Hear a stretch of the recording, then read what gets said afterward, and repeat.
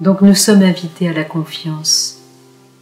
Jésus ne dit-il pas, ne vous inquiétez pas de quoi vous mangerez, ni de ce que vous mangerez, ni de quoi vous serez vêtus, car la vie n'est-elle pas plus que la nourriture, et le corps plus que le vêtement. Et donc nous sommes invités à cette confiance par rapport à la nourriture, parce que c'est un des besoins fondamentaux. C'est évident que si nous ne mangeons pas, eh bien nous mourrons. Et donc c'est pour ça que notre relation à la nourriture est si profonde, enfin vient vraiment je dirais presque de nos entrailles, et chacun de nous avons finalement une relation blessée à la nourriture.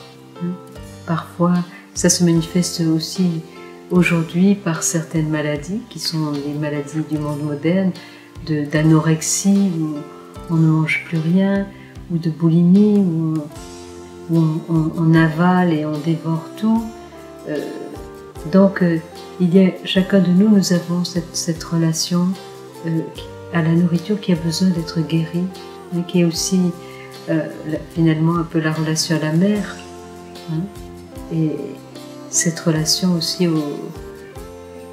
à ce besoin d'être aimé, ce besoin d'être rempli, cette peur du manque qui nous habite tous finalement. Donc voilà, nous sommes invités à ne pas nous inquiéter et finalement à renouveler notre relation avec la nourriture, d'une part dans cet abandon, dans cette confiance que Dieu ne permettra pas que nous manquions, mais aussi, je dirais, pour la qualité de la nourriture, parce qu'aujourd'hui, peut-être que nous avons en quantité, mais que la qualité de la nourriture a beaucoup diminué. Et c'est pourquoi nos contemporains sont dans l'inquiétude aussi par rapport à la nourriture. Ils ont peur de ne pas manger correctement, peur de ne pas recevoir tous les nutriments dont leur corps a besoin. Et il y a comme une tension par rapport à la nourriture que nous devons aussi abandonner à Dieu. Et il y a aussi toutes sortes d'idéologies par rapport à la nourriture qui font que nous ne sommes pas libres non plus, et pour lesquelles nous devons nous interroger, nous remettre sous le regard de Dieu, dans cette confiance que même si effectivement notre nourriture est peut-être plus pauvre, eh bien Dieu va pourvoir d'une autre manière pour notre santé. Mais en même temps, je dirais, il faut aussi avoir une sagesse dans la nourriture, une sagesse par rapport à ce que nous mangeons. Peut-être apprendre aussi un peu de la sagesse des anciens. On dit que certains régimes, je dirais plus que régimes, certaines conduites de vie par rapport à l'alimentation peuvent nous aider justement à manger correctement. Et voilà, mais je pense qu'il faut être vigilant, ne pas se laisser enfermer dans des nouvelles idéologies par rapport à la nourriture. Alors bon, chacun est libre de sentir ce qu'il pense qui est bon pour lui, mais à la fois il ne faut pas non plus juger ce qui ne rentre pas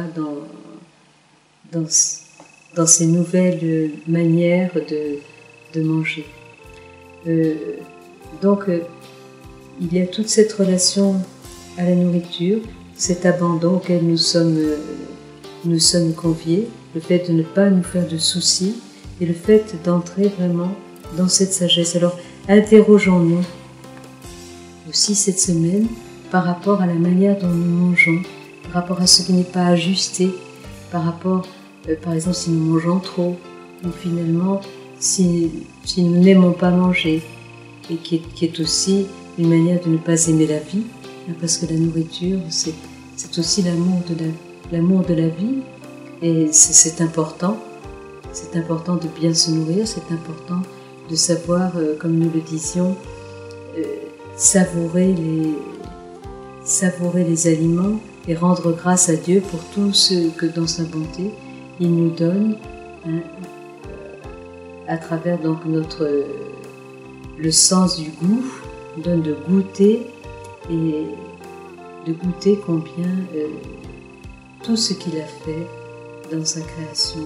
est bon, et tout ce qu'il a fait par amour pour nous, pour que nous puissions nous réjouir dans sa présence, pour que nous puissions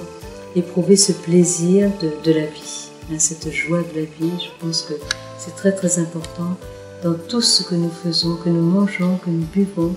que tout ce que nous le fassions dans le désir de rendre gloire à Dieu et de célébrer ce don de la vie.